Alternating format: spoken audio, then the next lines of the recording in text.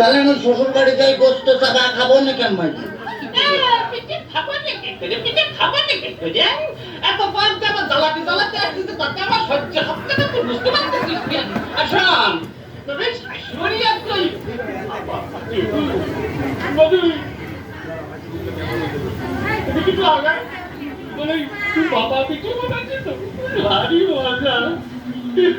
শ্বশুর ফাদার কি বিয়ে করেছেন?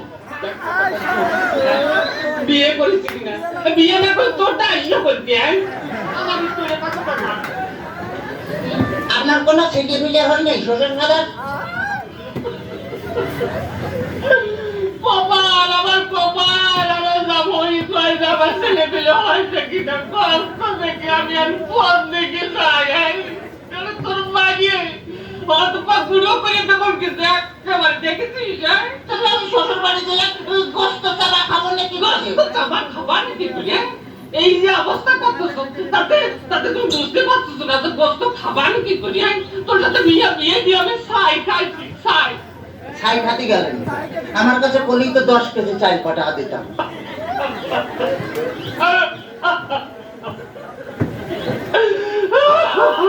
কাঁদতেছেন শ্বশুর ফাদার? না হাসতেছি দেখতেছিস? ও আচ্ছা।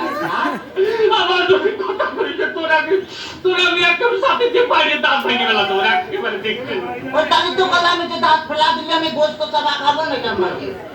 দোহাই লাগে তোর দোহাই লাগে আর কথা কইছে তোর তুই যে রাতে ধরিস তোর তুই যে পা ধরিস আর কথা কইছিস আর কথা কইছিস। শোন শোন এই ঘটনা হচ্ছে কি যে এভাবে জ্বালাতন যদি করিস তাহলে আর আমি পারবো না। আমি ৬৮,০০০ গ্রাম মেয়ের বাপকে বলবো যোগো মেয়ের বাপরা তোমরা আমার মতো এইরকম আগামী কথা সওয়ালের সাথে বিয়ে বিয়ে দিয়ে না।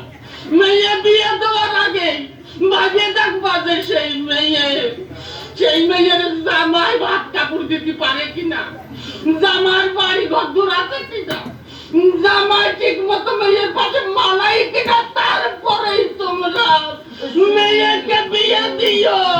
শ্বশুর ফাদার? শ্বশুর ফাদার আপনি কি ডাক্তারায় অভিনয় করতেছেন?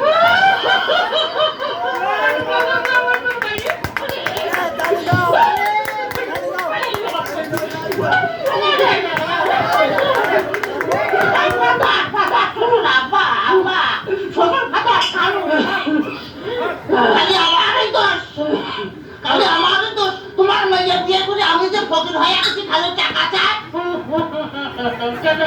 খালি টাকা চাই।